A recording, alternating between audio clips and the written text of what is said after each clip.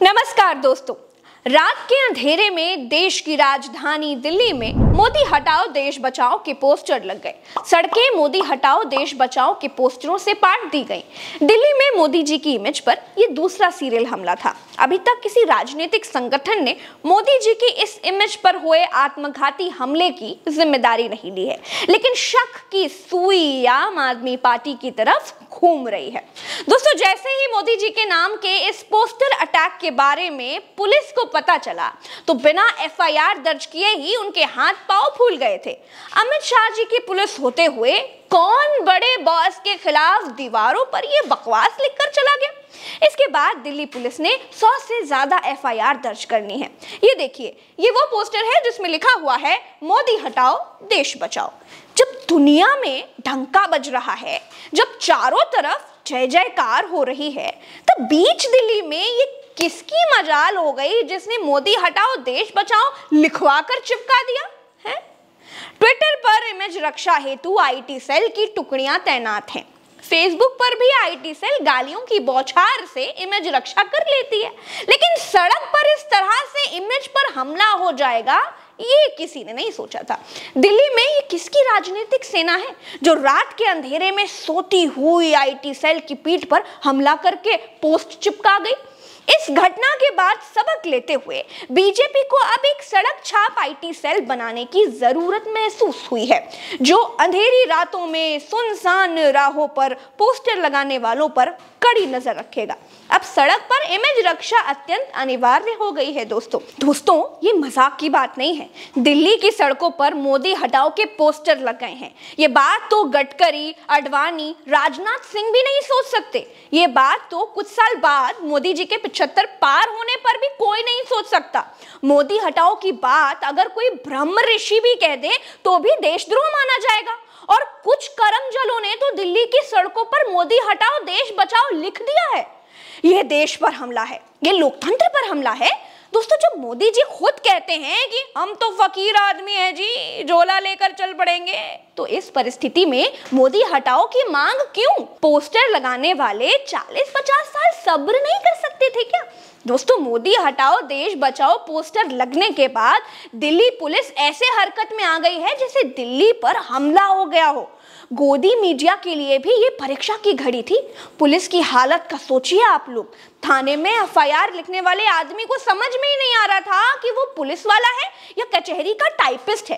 एक रात में 100 से ज्यादा एफआईआर लिखने वाले पुलिस वाले का दर्द कोई बोर्ड परीक्षा देने वाले बालकों से ज्यादा समझ नहीं पाएगा। मोदी जी की इमेज पर आक्रमण हुआ था। संकट की इस घड़ी में गोदी मीडिया भी पूरी शक्ति के साथ इन पोस्टर्स से लड़ा। पुलिस ने भी अदम्य अद्भुत शौर्य और साहस का प्रदर्शन किया। प्रधानमंत्री नरेंद्र मोदी के खिलाफ लगे पोस्टर्स के खिलाफ सभी एफआईआर प्रिंटिंग प्रेस एक्ट और प्रॉपर्टी डिफेंसमेंट एक्ट के तहत दर्ज कर ली गई हैं। प्रिंटिंग प्रेस एक्ट के तहत इसलिए क्योंकि मोदी हटाओ देश बचाओ के जो पोस्टर्स लगे हैं उसमें नीचे प्रिंटिंग प्रेस का नाम नहीं लिखा है, छपवाने वाले की कोई जानकारी नहीं है।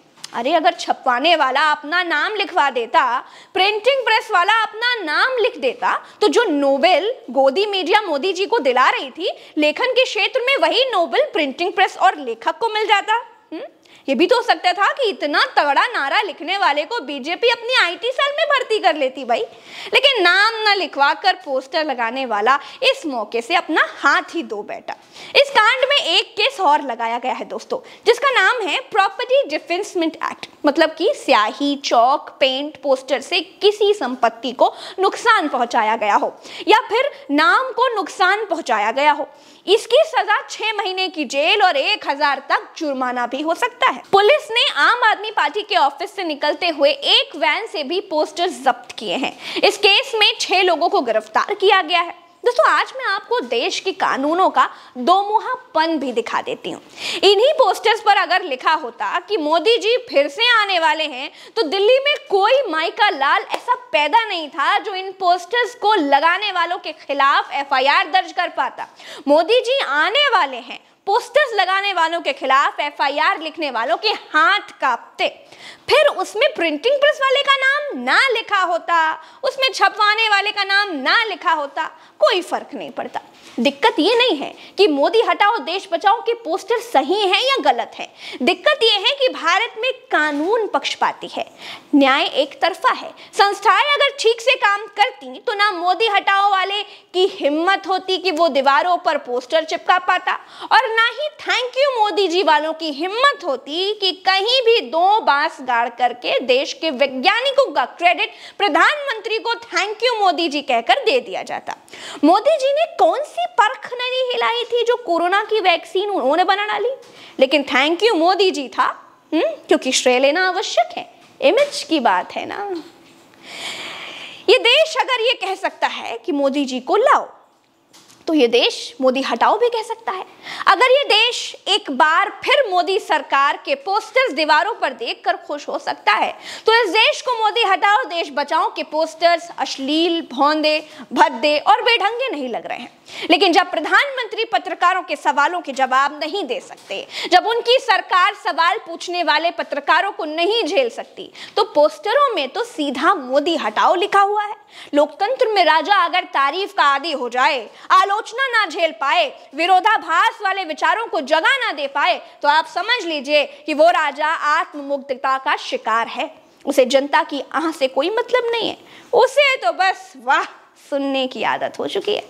दोस्तों, कुछ समय पहले इसी दिल्ली में 25 लोगों के खिलाफ एफआईआर सिर्फ इसलिए हुई थी क्योंकि पोस्टर्स लगाकर पूछ लिया था कि मोदी जी आपने हमारे बच्चों की वैक्सीन विदेश क्यों भेज दी थी।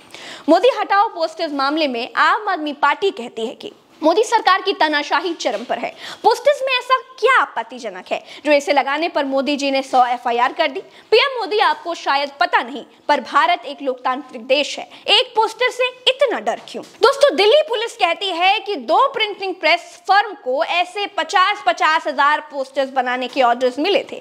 कंपनी से जुड़े कर्मचारियों ने रविवार देर रात से सोमवार सुबह तक पोस्टर्स शहर के अलग अलग इलाकों में लगाए।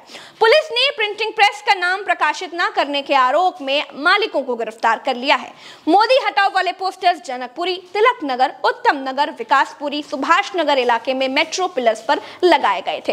दोस्तों, जैसे आतंकी हमले के बाद कोई संगठन हमले की जिम्मेदारी ले लेता है, वैसे ही मोदी जी की इमेज पर हमला होने के बाद किसी भारतीय राजनीतिक संगठन ने इसकी जिम्मेदारी अभी तक नहीं ली है। लेकिन जांच की सुई आम आदमी पार्टी की तरफ घूम रही है। जैसे ही कोई संगठन मोदी जी की इमेज पर हुए इस सीरियल हमले की जिम्मेदारी लेगा, तो आप तक वो ब्रेकिंग न्यूज जरूर पहुंचाएंगे। प्रज्ञा का राम राम, दुआ सलाम, जय हिंद।